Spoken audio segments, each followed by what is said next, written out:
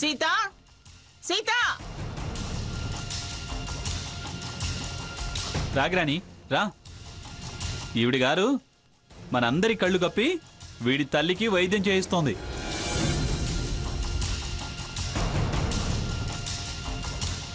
ఏంట్రా, వైద్యం చేయించడం నేరమా? ఏదో తప్పు చేసినట్టు అలా కంప్లైంట్ చేస్తున్నావు. నేరమే. మనెవ్వరికి చెప్పకుండా, నన్ను అడగకుండా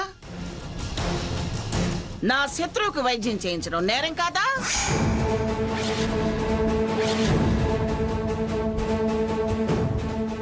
అది తన తప్పు తను తెలుసుకునే అవకాశం ఇవ్వకుండా,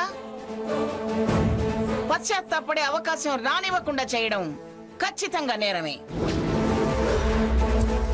ఏంటి మంగా, దానికి దీనికి సంబంధం ఏమిటి?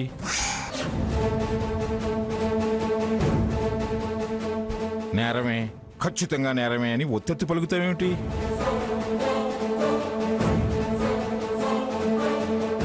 మరింకెలా పలకను? అది చేసిన పనేమిటి? మనల్ని వెక్కిరించిపోయింది కాక, అందరినీ వద్దనుకొని పోయింది కాక,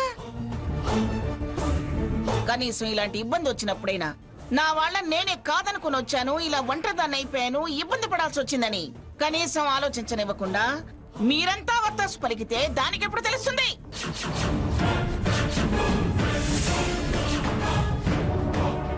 తను ఒంటరిగా ఇబ్బంది పడాల్సిన అవసరం, బాధపడాల్సిన అవసరం ఎందుకు వస్తుంది?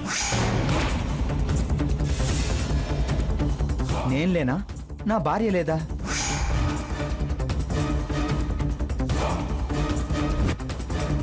ఏమిట్రా నువ్వు నీ భార్య ఉండేది? అది మీరు కాదు నాకు ముఖ్యం, నా పంతం పట్టుదల ముఖ్యమని